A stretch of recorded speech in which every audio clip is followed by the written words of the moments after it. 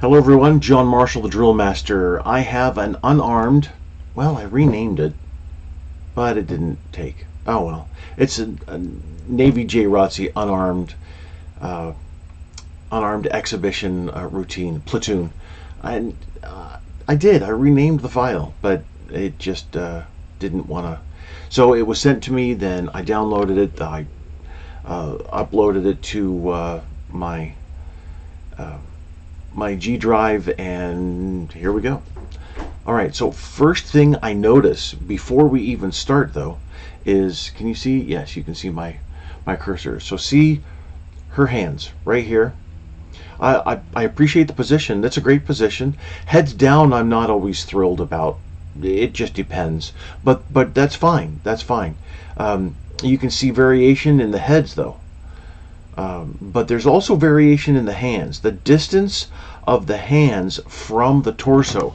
So are you looking for this, or are you looking for this?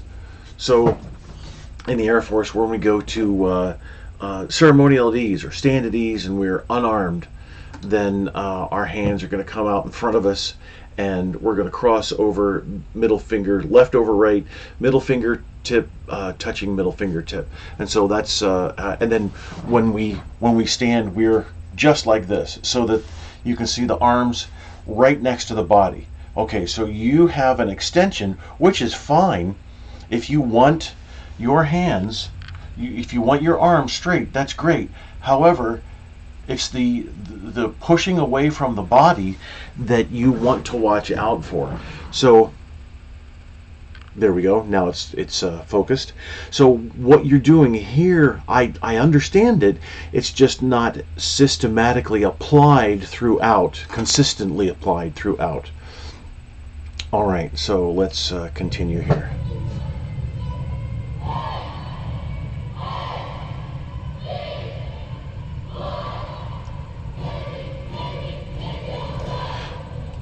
All right, so you've got the arms coming up and the head looking. That it looks good, and you have a ripple effect going through the platoon, really nice. You have the hands then switch. I'm trying not to hit my wall here. So you switch, which is fine. That's great. I would suggest emphasis here. All right, so instead of the head coming back to looking straight forward, and then switching, you're switching from here to here, and the head's not following. I really think you should have the head follow the hands. It's an added emphasis, and I really think it would communicate better. And then you snap back to front. Okay, so here, even here, look at, so we have even rounded shoulders.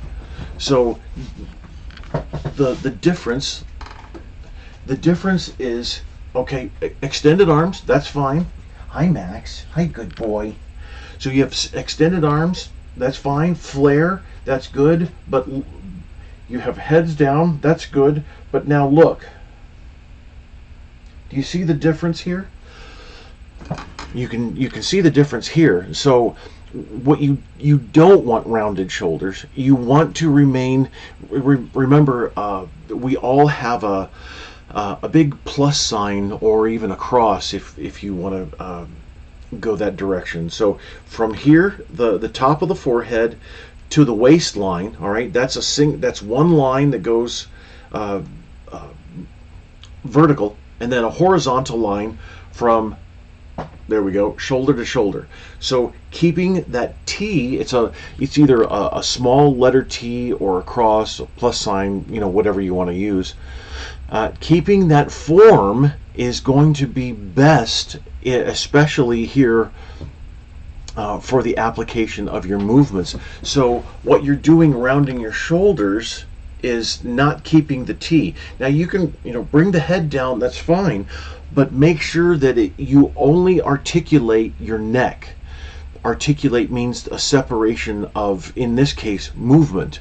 So you don't want to incorporate the rest of your torso here, especially your upper torso, and have those rounded shoulders as you bring the head forward. So it's just the head, just the arms, but then also the distance that you have your arms or your hands, flared hands, coming out. So with the variation of technique that I see here, you're not communicating as a complete unified team.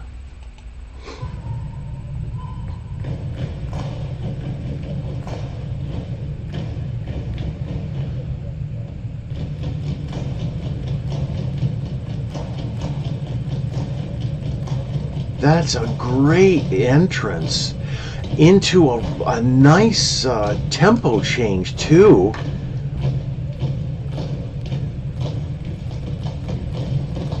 So I'm going to go back a little bit. I want to watch travel. So before I get into that, I want to tell you what travel is. So sometimes it works, sometimes it doesn't. So let's just take this movement here, from here, then all the way down, so that my arms are coming out, and my hands are still flared, and they're coming out to pointing down. So same angle as you, and I'm trying to watch myself in the monitor here. Same angle that I'm going for. And sometimes the travel works. The travel is the arm coming from here to here. Sometimes you need to break the travel up, and which is what you're doing here, breaking that. It's shorter travel distance. Longer travel distance tends to not work. It just depends on what you're doing. So I just want to watch travel here.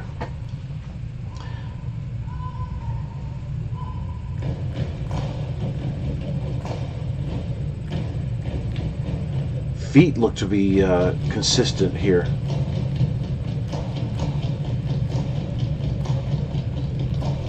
Yeah, and it works. It really does work.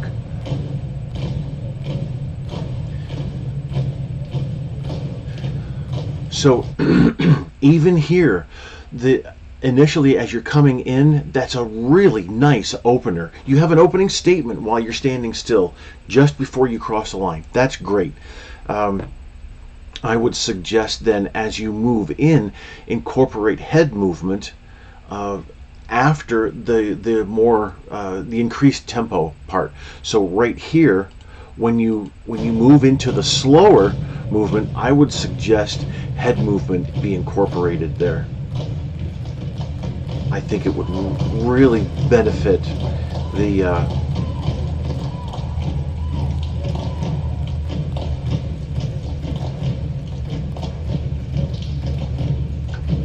that part of the performance. Sorry. Into a nice, different tempo change with a uniformity of technique there for the I'll call it the Mr. Ed step. Mr. Ed was a talking horse in the 1950s television show, and he would be able to count. You don't want to do a Mr. Ed at certain times, but you handled that really well.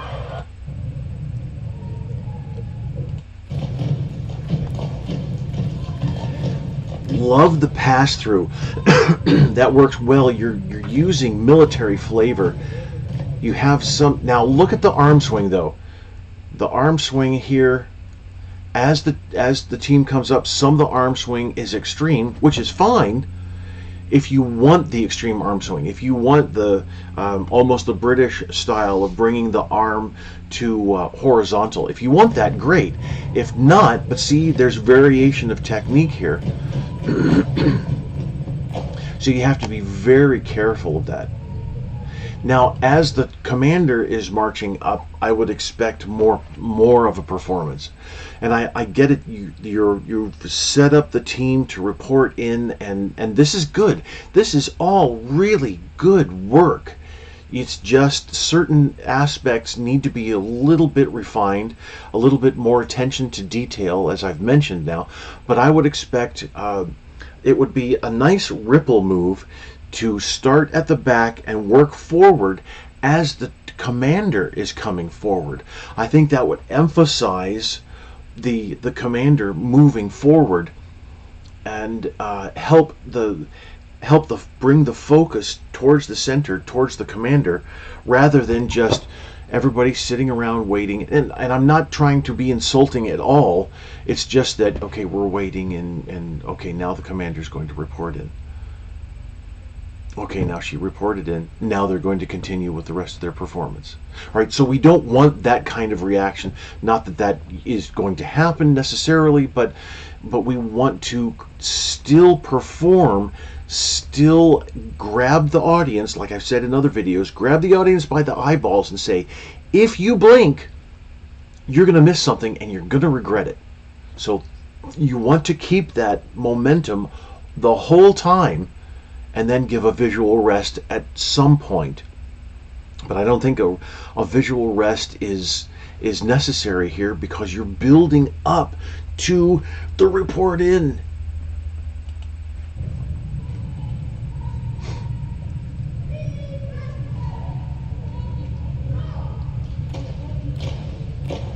And see that even the commander turning around, I really think. And this works well. It really does. A little bit of an alignment issue. Feet look to be fairly good. Make sure that, and see, there's a couple of feet I don't see the same distance. So make sure that the feet are consistently applied throughout for this position. But really, the commander could have marched through the formation, and that ripple could have then culminated in the commander stopping at the front and then going right into this, having the commander march up and having her be the only one marching at the time everybody else is just standing there, all right, instead of performing. Then having the commander turn around, give a command. It just doesn't really flow all that well. It's just a big halt, and then commander moves, and then commander stops and turns around, and it just seems awkward and clunky to have that part of the performance when you really are building up to this really exciting report in and making an impact on the judge.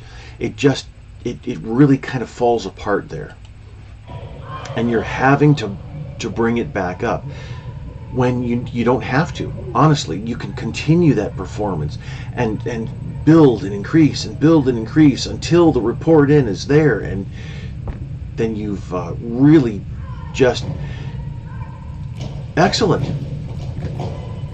Now see here, you're working from the report in, and I think that was an excellent work there.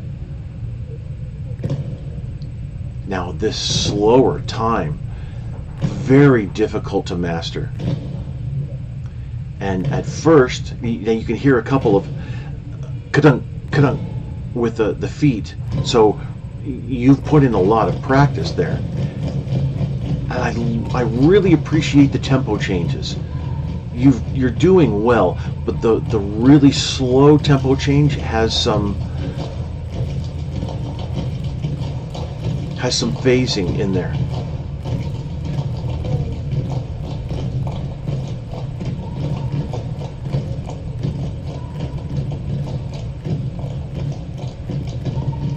Boy, not a lot of phasing in these parts, and I can really appreciate that.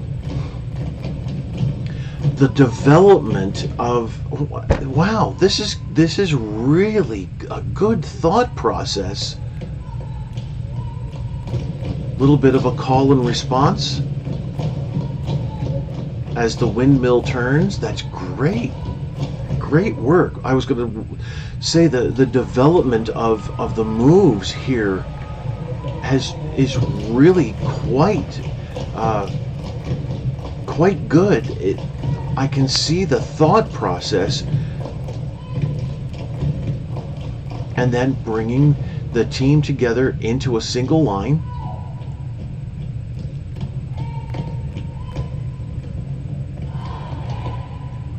great way to obtain spacing and alignment for the ripple line then. So remember here, stop a little too early, but there, remember here, watch the arms.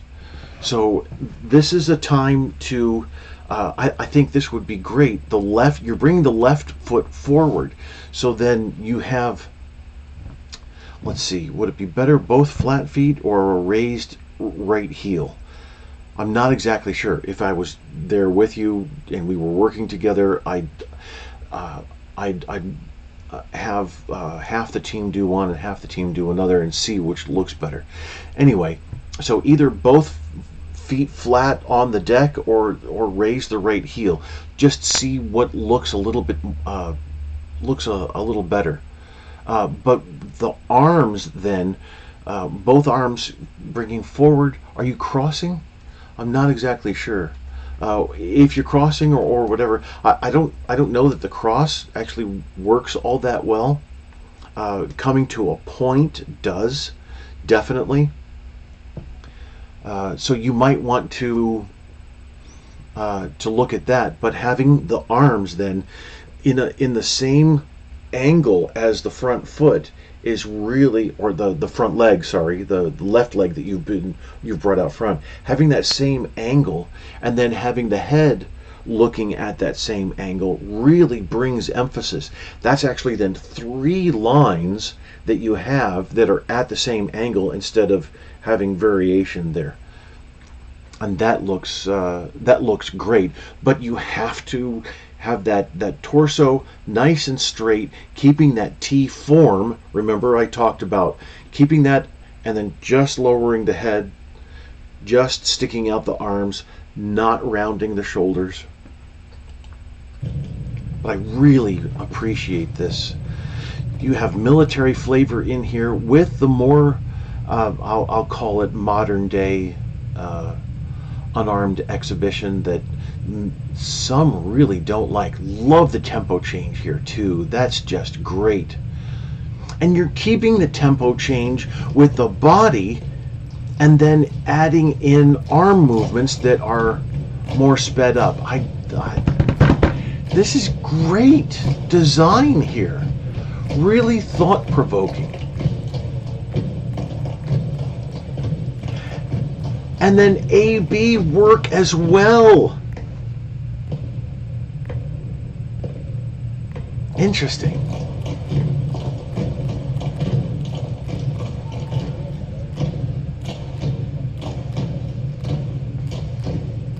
And you change the squads coming at each other like this, and then you move away like this. This is attention to detail for drill writing that is really quite good.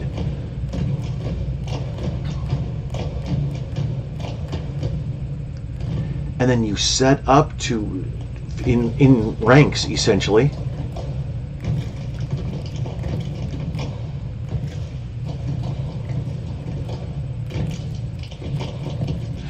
But you perform the whole time. So having the commander to pick a side is it just happens. Performing into the cordon, pass through there, and then looking at each other creates a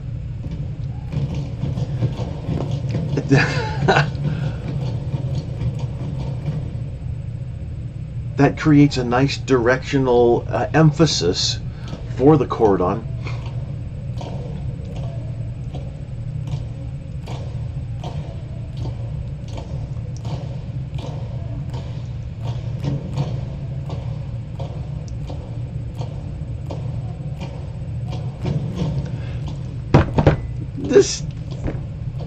Wow. So I've said in another And another performance. I rarely smile like this for unarmed drill.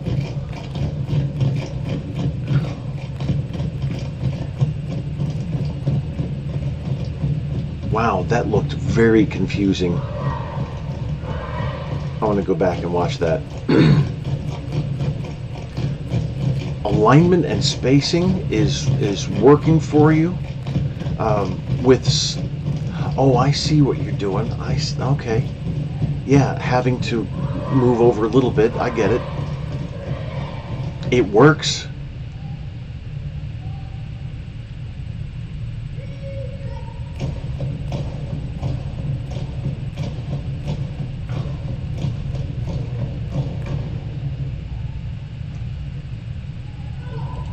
So,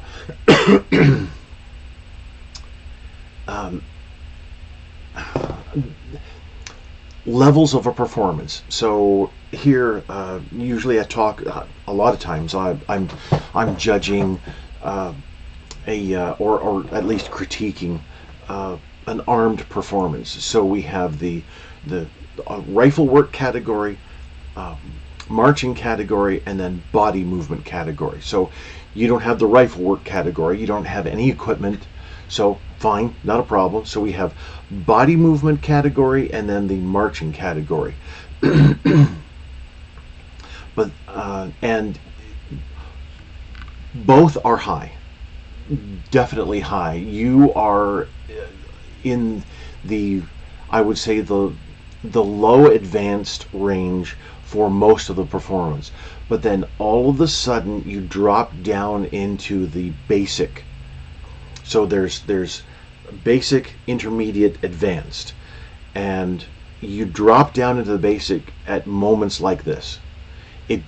It doesn't make sense for the flow of the routine. So you have horizontal flow and you have vertical flow and horizontal flow.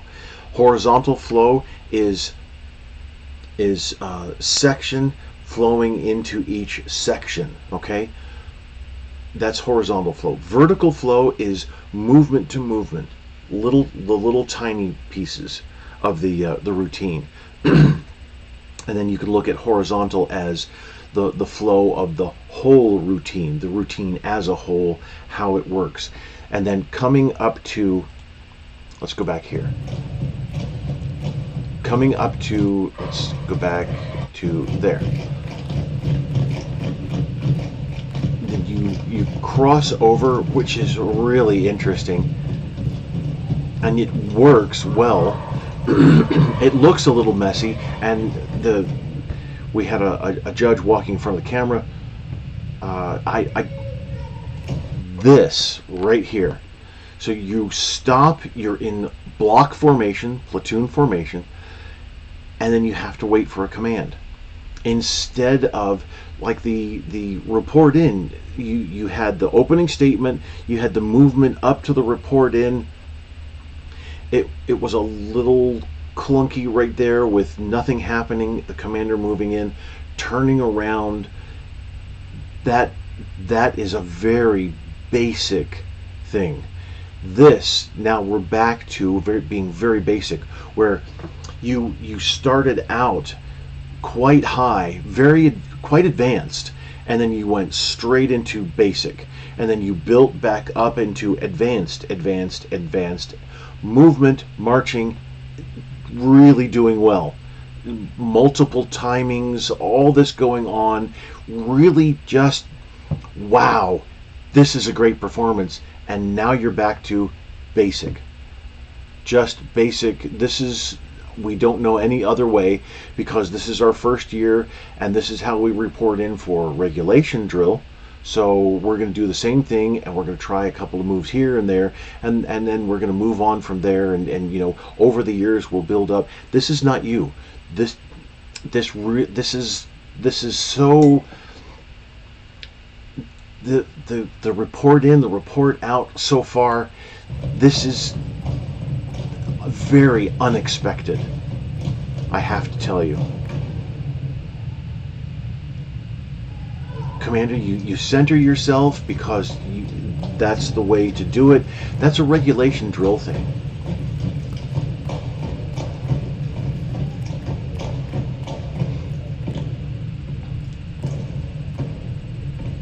Oh, I see. So did you cross like this, or maybe even had hands like this, which is fine. Variations of what I'm doing here, that's cool. It works fine to do those variations throughout the